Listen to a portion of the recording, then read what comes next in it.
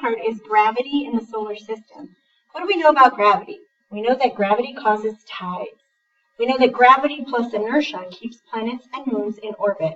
And we also know that gravity caused the formation of the solar system. And the solar system, again, are all the planets and stars and moon and everything that we have in our solar system. So on this star release question, it says the diagram below models Mercury and Venus orbiting the sun. And it shows you and it tells you orbits of Mercury and Venus. You can see that the sun is in the center because that's where the sun is. Mercury is the first planet, Venus is the second planet. The question says, what force causes Venus to travel along the curved path instead of moving in a straight line, as indicated by the dashed lines in the diagram? The word that you need to really pay attention to is force. So basically the question is asking, what force causes Venus to stay on its path? When you look at the first selection, you have electromagnetic. Electromagnetic attraction is not a thing. Therefore, you can rule out the first answer and the third answer. If you look at the next two, you have gravitational attraction, so we're going to highlight those two. The reason why F is right and J is not is because F says the gravitational attraction between the sun and Venus, whereas J says gravitational attraction between Mercury and Venus. In this case, the sun is the reason why we have the gravity. So if you look at the diagram that we drew right down here, the sun is in the center, and Earth is in its orbit, which is kind of like its straight line. Nothing's going to cause the Earth to switch that orbit unless it was an unbalanced force, which we hope that doesn't happen in our lifetime. The second release question says, an object will continue to move in a straight line like indicated on that little diagram. It's not really a straight line, but it is going straight around the orbit in its own way, unless it is acted upon by an unbalanced force. Which of the following best explains Earth's motion? F says there is no unbalanced force action on Earth because space is empty and nothing touches it. That is not true, it is moving. G says the gravitational force pulling Earth towards the sun is equal and opposite to the force pulling the sun toward the Earth, so there is no unbalanced force acting. Again, untrue. FGH says the sun moves in an elliptical orbit around Earth, which is wrong. You know that we move around the sun. Therefore, J, the Earth, and we're always going to check all four. The Earth moves in an elliptical orbit around the sun because the gravitational force of the sun attracts Earth. Okay, guys, this is human dependence on oceans. And we rely on our oceans for very many things, for food, as a food source, for the water cycle, because the water cycle provides water for the aquifer in Texas and groundwater. In Ohio, we don't have an aquifer, but we do have one here in Texas. We rely on the oceans for runoff in streams, lakes, and rivers, and we'll talk about runoff in a minute. To transport goods to other countries. We certainly ship a lot of things here. If you are an Amazon entrepreneur, you know that that's one of the ways we ship goods. For city life on coasts, if you've ever been to a coastal town, such as, I don't know, Corpus, you have a lot of city life on your oceans that you want to have recreation on. I'm going to fix that E a little bit. Such as boating and jet skiing and all that other fun stuff that y'all do, fishing. Also to store heat, we rely on the oceans to store heat to stabilize Earth's climate. But here's where we really think sometimes we overlook this. The oceans absorb carbon dioxide, CO2. Again, that is a couple of elements, a couple of atoms of this element, so one atom of carbon, 2 atoms of oxygen, CO2, carbon dioxide. And most importantly, for phytoplankton. You know, SpongeBob has that plankton guy, and phytoplankton is actually microscopic floating plants, and they provide us with a lot of oxygen. We need that oxygen. Remember, O cannot stand by itself. It would be poisonous. But O2 is oxygen that we need to breathe. So this star release question, I think, was from 2015. Which of these human activities is most likely to cause the excessive growth?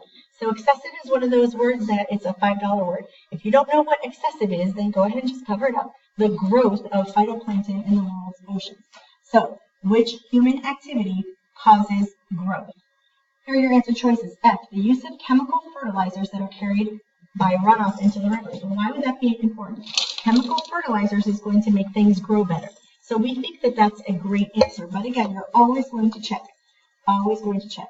The logging of old growth forests, which results in erosion, well, that wouldn't help us at all. That's not going to help. Again, the question is asking excessive growth of phytoplankton. the spraying of chemical herbicides that reduce carbon dioxide in the air. If it reduces carbon dioxide, it's not going to provide us enough energy for those phytoplanktons. And the mining of fossil fuels, which requires digging underground tunnels. Well, it says the world's oceans, mining of fossil fuels is underground tunnels, so we're going to go back to F. The use of chemical fertilizers that are carried by runoff into the rivers, because then it just makes everything grow better. Okay, so let's do a little bit of dumping on biodiversity, food webs, and food chains. You should remember from 7th grade all three of these things. Biodiversity comes from the word, when bio is put together with diversity, bio means life, like biology. Diversity, you should know that diverse areas and diverse populations are different. So therefore, biodiversity means lots of different species in an area.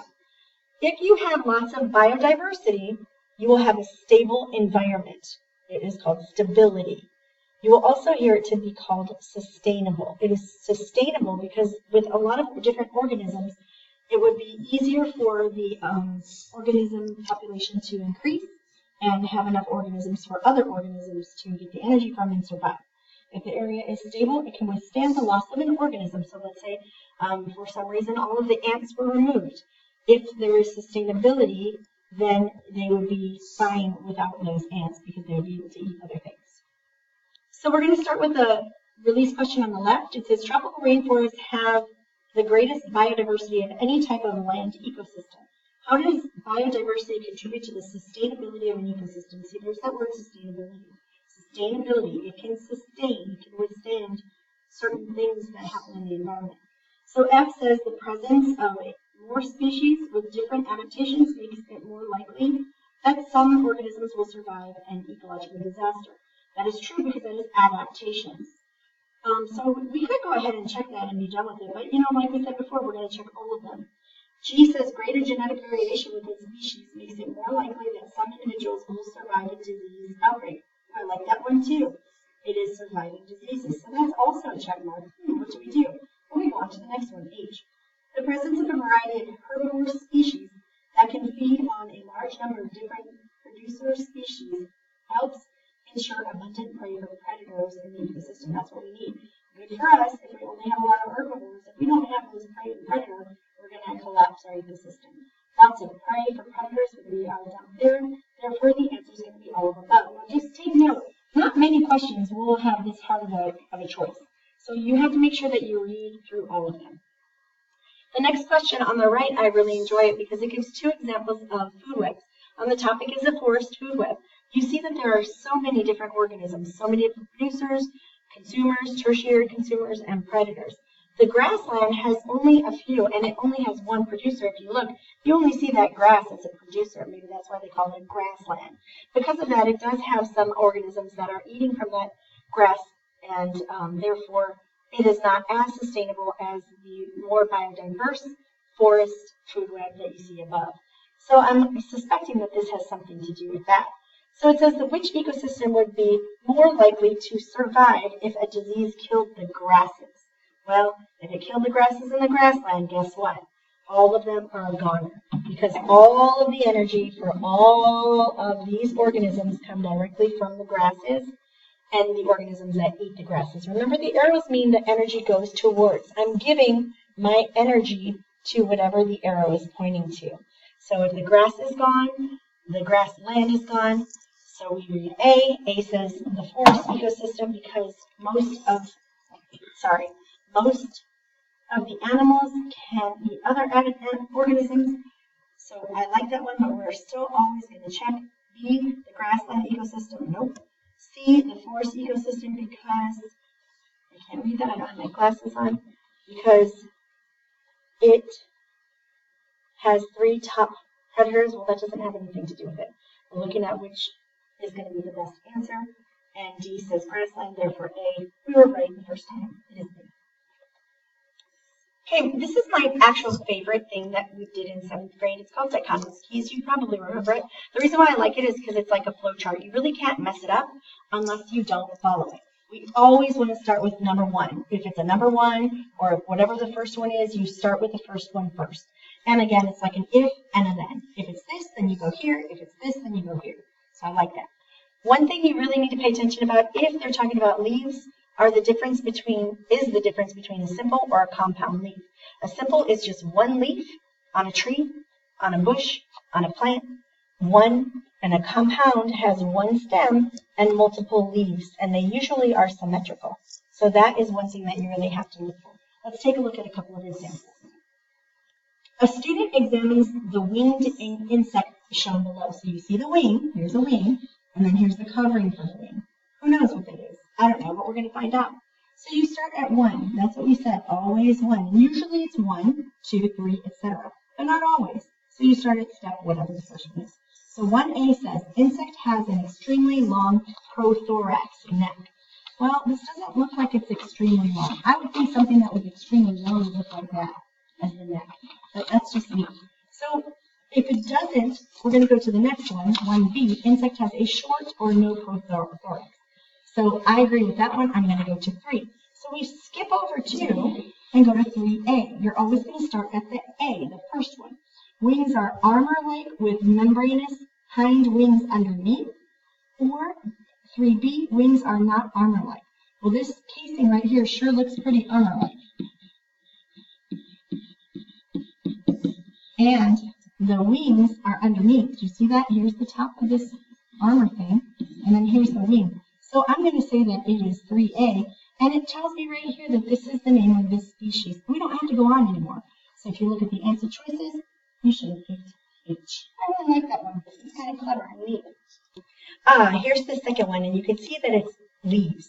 So it says some students collected leaf samples. The students used the leaf identification key to show below the identity of a leaf sample. They're not saying dichotomous keys. We all know what it is. Leaf identification key. So we're going to start at 1A. It is a simple leaf. Well, if you look down here, it is a stem with multiples, so that is not simple, that is compound. So we're going to go ahead and write compound really quickly. It is not simple, so we're not going to go to 2. It is a compound leaf, so we're going to go to 5. So we're going to jump all the way down to 5. You don't have to do all the other ones in whenever it tells you to go to 5. It says leaves arranged in a fan, or leaves arranged directly opposite on stem. So this sure looks like a fan, so we're going to call it a horse chestnut, and we're going to find H and be done with it. Love it. Guys, inherited traits, again, this was huge in 7th grade. You get 50% or half of your inherited traits from your 2 parent cells. That is called sexual reproduction. Half from your mother's cells, half from your father's cells. That is called the DNA. Well, usually, you're going to only have to hone in on where the DNA is located.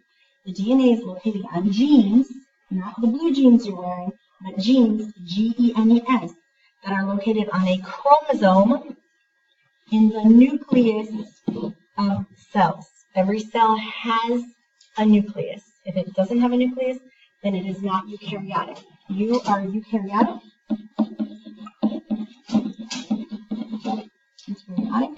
Therefore, you have cells that have nuclei. Hold on one second. So here are 2 release questions. The diagram below shows parts of a cell. So you can clearly see that this, well, maybe it's not clear to you, but it is an animal cell. You can tell because there's a nucleus. Which organelle stores the information that determines an individual's blood type? This one was a little tricky, I'm not going to lie to you. Store the information that determines blood type, that is going to be your DNA. Okay, where is the nucleus? Well, the nucleus is usually in the center. It's usually your dark speck. So this one is mitochondria. This one is, I can't see, probably. We didn't really talk about that one. And this one is the Golgi apparatus. We didn't really talk about that one. Therefore, obviously, guys, this one is the only one that possibly can use the nucleus. Usually it's in the center, or in one, which is F. Moving on to the next one, 3 cousins, cousin A, B, and C. 3 cousins have a similar appearance but different face shapes because they are not from the same parents. They are not asexual reproduction. You have 50 and 50. So the question says, which of these cell components are most involved in determining the basic shape of each girl's face? Well, when you're looking at any kind of DNA, you're looking at genes, you're looking at chromosomes, you're looking at nucleus. Therefore, the best answer will be A. We're not talking about that. We're not talking about that. This is good, but not that. That's from a plant. Whoa, don't pick that guy. Plant. in order for you to get full credit, you needed to have copied it verbatim. Your name is on it. It gets